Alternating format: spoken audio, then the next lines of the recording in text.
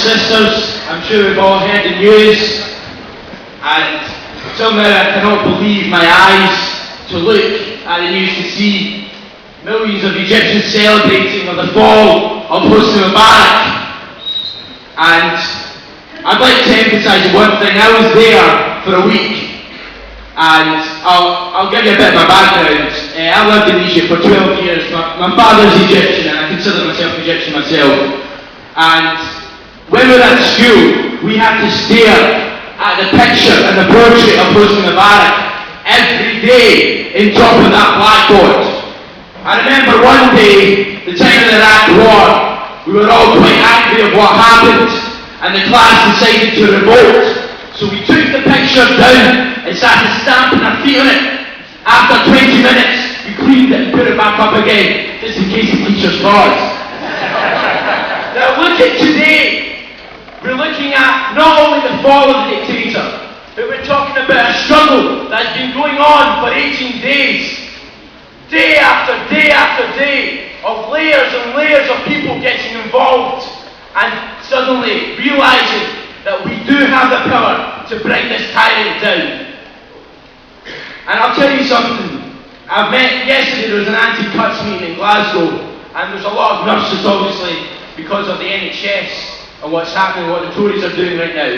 And I'll tell you something about nurses. The first time when I first arrived in Egypt and I was looking for a hotel to stay because all my friends had been arrested, I bumped into this people's barricade which was guarding a hospital, which was guarding it from police, ex-policemen who are wearing civilian clothes, who are looting the hospitals for equipment and money.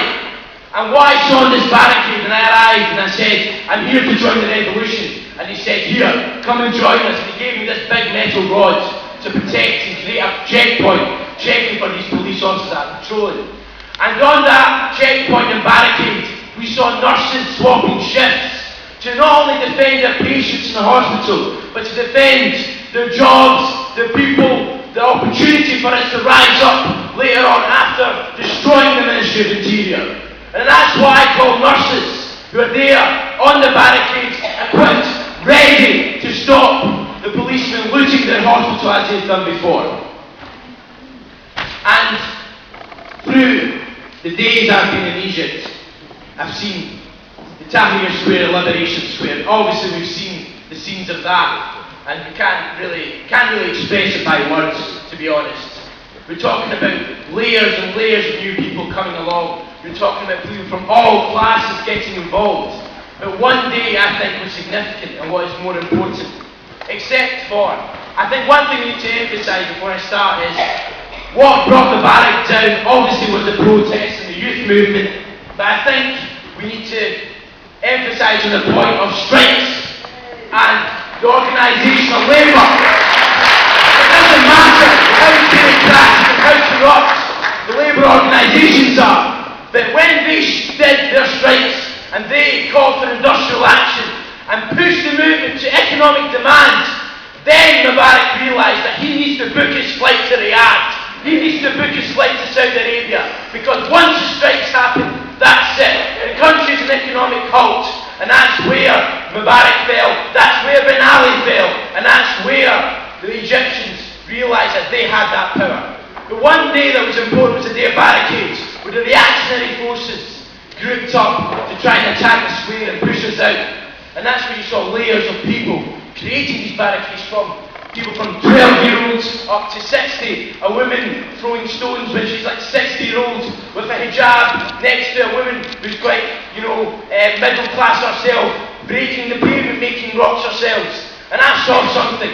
I saw a priest and a sheikh both holding this big metal rod, breaking the pavement to make rocks to defend this Liberation Square, something that we've been able to create after all the self-organisation we've been doing. And what I saw there emphasised was something we have. They might have riot cops, they might have riot vans, they might have tear gas, they might have thugs on horses, they might have anything. They might have a Ministry of Interior that basically tortures the masses. They might have everything. But one thing they don't have is solidarity. This solidarity cannot be taken from us. It cannot be taught, like Eddie said, it cannot be taught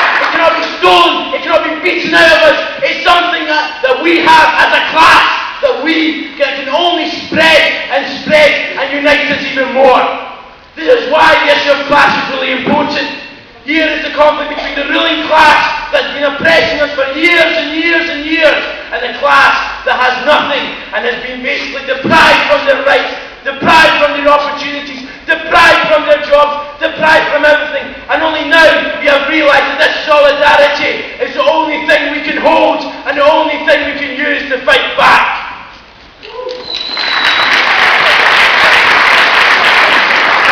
Unfortunately, while I was there, I witnessed counter-revolution. And I don't know if also a comrade here called Keaton also witnessed it too, where we were tortured for 2 days by the military intelligence and the regrouping of the police force. And I'll tell you one, not to go into details of the torture because it's happy days, that, we've won a revolution. But one thing that I noticed was that when we were getting a mass beating where we were blindfolded, everyone was chanting, "Long live Egypt! Long live Egypt! Long live Egypt!" What is Egypt? It isn't Egypt that you see in the billboards advertising Sharm el-Sheikh and holidays for you to go and get your suntan. No, it's not the Egypt where basically you got all this Pharaonic architecture and Pharaonic art, and that's all what Egypt's about. No, it's not the flag of the red and white and black and the eagle that symbolises the military dictatorship that's been ruling us. No, it's the Egypt where we are standing in queues, hours and hours for bread.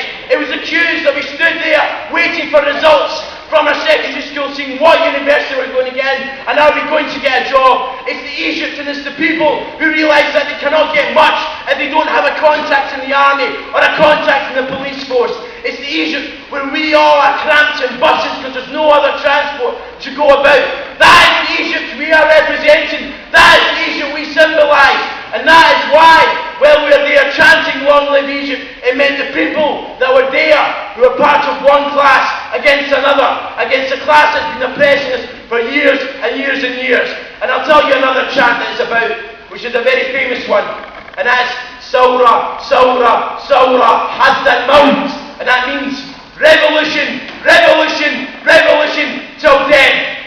And that's why we emphasise on death, because we've seen in Liberation Square people having revolution after revolution after revolution. They brought in the thugs, they were smashed. They brought in the police, they were smashed. They brought in the army, they didn't know what to do. So this emphasises where the people are right now, and that how we can organise and self-organise ourselves, and that we'll still have revolution after revolution after revolution till Omar Suleiman comes down, till the whole army, bureaucratic structure that holds the country comes down, until we achieve social equality and the revolution spreads across not only the Arab world but across the globe. And that's why, people of Britain, for you to emphasise this solidarity to the Egyptians is to rise up to your oppressors.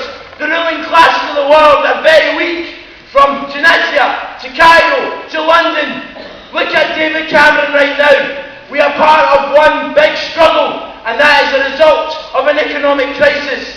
Egypt is not only, or Tunisia is not only the first Arab revolution, but the first revolution we've witnessed in this economic global crisis. And that's why it's important that this solidarity comes by integrating the struggle, by fighting the cuts here, and also organising and emphasising how it's important to build also the rank and file unions, but also for industrial action later on.